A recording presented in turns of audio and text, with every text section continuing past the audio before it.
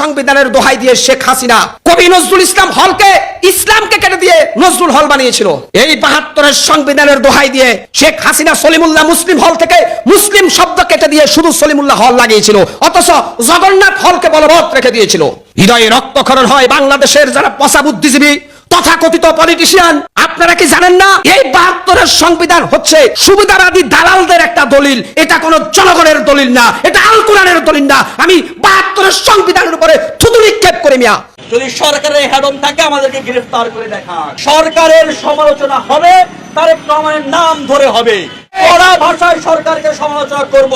যদি সরকারের হেডন থাকে আমাদেরকে গ্রেফতার করে দেখান। যদি গ্রেফতার হয় তাহলে দিনে দিনে বহু দেনা বাড়বে।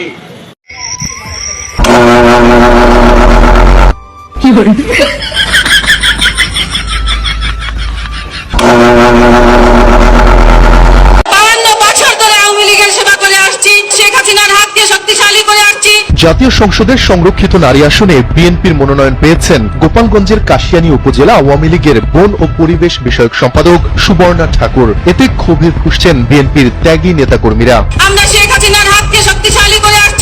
সুবর্ণা ঠাকুর ওরাকান্দি হরিচাঁদ ঠাকুর পরিবারের সদস্য। তিনি দীর্ঘদিন ধরে আওয়ামী লীগের রাজনীতির সঙ্গে সক্রিয়ভাবে জড়িত। ৫ আগস্টের পর ভোল পাল্টে ফেলেন তিনি, দৌড়ঝাঁপ শুরু করেন সংরক্ষিত নারী আসন বাগিয়ে নিতে, আর তাতে সফলও হয়েছেন তিনি। বিএনপির নেতাকর্মীরা বলছেন দলে নতুন নেতৃত্ব আসা স্বাভাবিক, কিন্তু অন্য দল থেকে এনে এভাবে মনোনয়ন দেয়াটা ত্যাগী নেতাকর্মীদের জন্য হতাশাজনক।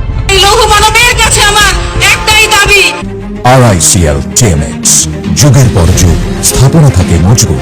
এর আগে আওয়ামী লীগের কমিটিতে থাকা নিয়ে সুবর্ণা ঠাকুরকে জিজ্ঞাসা করা হলে তিনি কোনো মন্তব্য করতে রাজি হননি বলে এক প্রতিবেদনে জানিয়েছে দৈনিক যুগান্তর।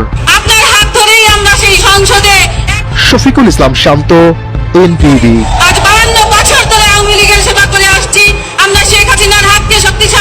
কি বলছে, আই হ্যাভ এ প্ল্যান, এই প্ল্যানের বাস্তবায়ন চলতেছে।